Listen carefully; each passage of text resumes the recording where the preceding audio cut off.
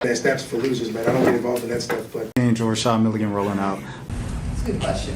Brandon, We can't ask Rashad questions. Hey, Rashad. Muni Long. Someone said she's just decided to turn on her audience. So I was gonna go live, but the internet is not the greatest. So we're just gonna start. Muni Long, not too much on us, baby girl. Not too much. You better watch what you say. Out here talking about it's only black women that don't like your personality. It might be because it's only black women that know you. It's only black women that ever gave you a damn chance, but that can be stopped. We can take that card back if you'd like to see who really supports you out here. I mean, Muni Long was on her live today. I guess she was getting some trolls in her comments. And instead of her just dealing with them trolls as a black woman, she wanted to let it be known that it's only black women that don't like her. I think it was only black women that supported your ass too. Hey, and nobody liked Hours and Hours and all these songs till we liked it. You know what I'm saying? No one liked your music till we liked it. Okay. See, now I feel like the TikToker took it a step further by saying nobody liked your music until we liked it. And now, because you think you got other people of diverse communities liking your music, you don't really want to recognize. I hope this isn't Muni Long speaking against the black community or black women in particular. Like that, I really hope that isn't what this video is going to be. Who made your shit hot? You bumped your head, little girl. Instead of you talking about black little girl is crazy too. Women, you need to be talking about the people that troll you, because black women also supported you. But we don't have to, though. We don't have to. Muni Long, not too much on us, baby girl. Sherry. Never stop with Sherry. Your duets are off. And I can't stitch the video. Also can't save it. Or else I would have done that. First of all, it's Money, not Mooney. Nice to meet you. And the first question that I have for you, Miss Sherry, is you said you better watch what you say, or what? All right.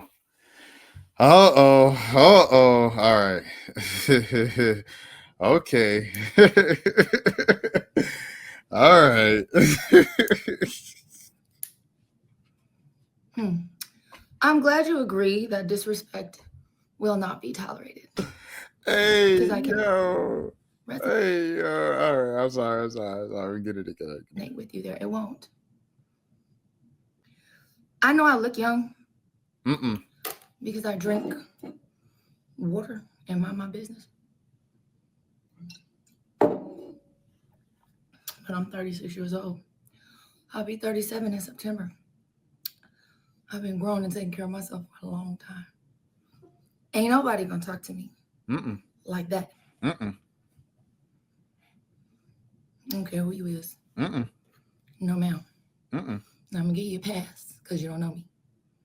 But as you get to know me on Beyonce's internet, you will see. At 26 seconds in Exhibit A. Oh, she breaking it down. This video here. You done messed up now. By the way, she has beautiful skin. You say, and I quote, instead of her just dealing with the trolls as a black woman, the rest of the sentence doesn't even matter. Instead of her just dealing with the trolls as a black woman, is that our assignment? To be strong black women? To just deal? I'm not doing that. Now she put on the Harriet voice. Matter of fact, let me show you something. Shout out to my girl, Ari Lennox, because this is where I'm at with it. Come on. Yeah. I know what this is. I got to mute it for copyright. Soft girl era. I'm not dealing with nothing I don't want to deal with, sweetie. Honey boo boo, boogie, pookie. No, ma'am. And you don't have to either. Stop letting these people treat y'all like anything. Stop letting them knock y'all upside your head. But baby, I love you. Holding niggas down. That's a whole nother conversation for a whole nother day. Break the generational curse. Black woman, it is okay for you to speak your mind, for you to take up space, for you to assert yourself, for you to be kind instead of nice, for you not to keep taking the shirt off your back. And kind instead of nice. That might be a bar. Kind instead of nice. I want to watch like a video breakdown on that. And to the next man. You ain't mammy. We don't have to raise the world. We don't have to let nobody else suckle our tit to nourish the future offspring while our children have nothing and have to fight for every scrap. We don't have to do that. I know a woman whose grandmother had to bite the toenails off from her employer's toes while they ate dinner. Black woman. Disgusting behavior. I'm not addressing no more comments about this. I just was scrolling and came across my FYP here on TikTok. And I said, I don't like the way that started. Hold on, let me just, because what you're not going to do is that right there. God got me. Okay, I'm blessed and highly favored. God is the author and the finisher of my faith. You don't run nothing over here. And lastly, my largest demographic is Brazil and the Philippines. All right, here we go. If I'm not mistaken. And it's been that since the beginning. So. Don't write off no black folks' money. Money seemed cool though. I seen her one time at what the heck is he even talking about? yeah. The last part when she did the Brazilian, I was there, and then she said that, and I was like, okay, what are we doing here? I brought up these videos of kind versus nice, but this dude he said he's not referring to race. Stop playing victim, sir or ma'am, whoever you is. There is a deep historical connection, or I'll say undertone of the word thug and black people. If you are unaware, just in case you are unaware, now you know. Now you know. Okay. All right, now back to this kind versus teenagers are 5,000 subs. I'm getting YouTube red. No more ads on the YouTube reactions. Ryan Taraban, and this is Psych Hacks, Better Living Through Psychology. And the topic of today's short talk is being kind isn't being nice, or the two faces of kindness. So kindness is actually a complicated construct. It's not synonymous with simply being nice. Being nice is not always kind, and being kind is not always being nice. And I think the best way to illustrate this distinction is by discussing the two faces of kindness. But before I do so, please remember to like this episode and subscribe to this channel. It takes less than a second, costs you nothing, and it would really help me get this message out to more people. So if you like what you're hearing here today, then please do the thing. Also, if you're thinking about going to grad school, check out stellargre.com. You can use the code PSYCH for 10% off all membership plans. So kindness has two faces. The first face of kindness is the one that's more commonly accepted. It's basically an attribute of mercy. In this case, kindness means not adding insult to injury or kicking somebody when they're down. If somebody's having a tough time, it's kind not to add difficulties with punishment, judgment, or censure to their problems. We might even try to offer some relief as appropriate. And keep in mind that this applies equally to both other people and to ourselves. It's very important to be kind to ourselves so that when we fail, when we fall short of our goals, which we inevitably do, we don't beat ourselves up.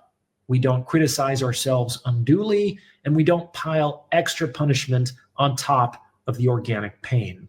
That's one face of kindness, to not cause harm and to ease suffering as appropriate. However, there is another face of kindness that is less commonly appreciated. This face has more to do with loving honesty, and it does not allow other people to continue to hurt themselves unnecessarily. It is not kind to stand by while people destroy themselves.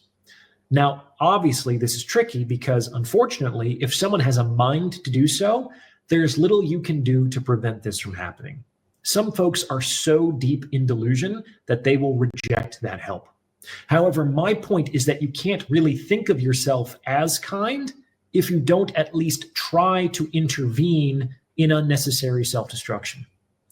This has nothing to do with a moral or ethical obligation for people to change their ways. That's a should-based judgment on how people ought to live their lives, and who are we to dictate that for others? What I'm talking about is approaching another from a place of love and truth, and recognizing without judgment or censure that they are hurting themselves with a certain behavior. Kindness is saying that I cannot stand by and watch yourself destroy yourself without at least trying to bring this to your attention. Real kindness is like a coin. It has two faces. Exercising the one without the other is pathological. And we see this kind of pathological kindness playing out every day in certain cities, in certain states, all across the country. In San Francisco, for example, more people died from drug overdoses in the streets than from COVID during the 2+ years of shutdowns. In that city, there is an attitude that it would be unkind to intervene in these people's lives, to provide consequences, structure, and accountability because they have already suffered enough. That is the first face of kindness, not kicking someone while they're down without the other. This is not kind. This is enabling. Stepping over someone's unconscious body to get into your apartment building does not support individual autonomy or human rights. It is degrading for all involved. And because it's enabling, it tends to make the situation even worse over time.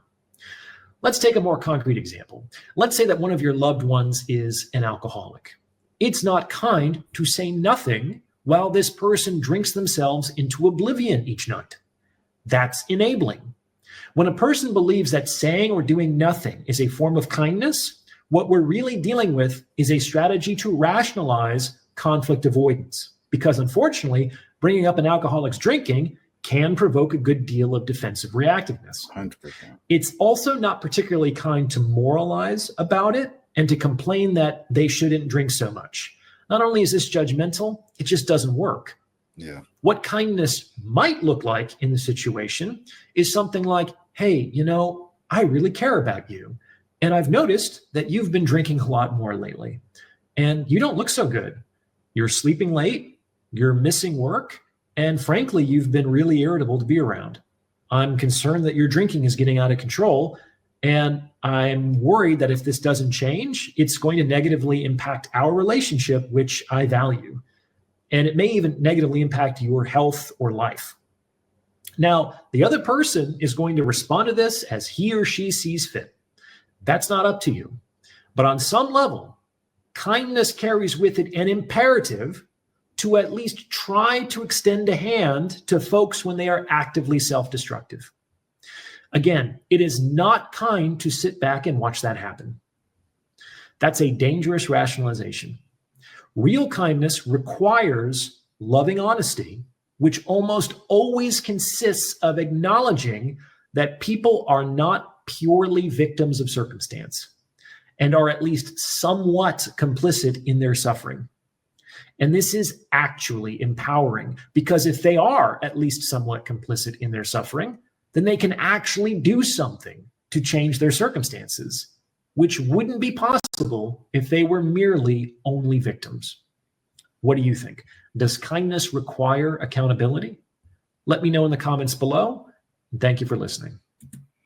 All right. So that's kindness versus Okay. So, all right. Okay. All right. So there's that. Next thing, we got a couple more things here. Still. that steps for losers, man. I don't get involved in that stuff, but Angel Rashad Milligan rolling out. That's a good question. We can't ask Rashad questions. Hey, Rashad.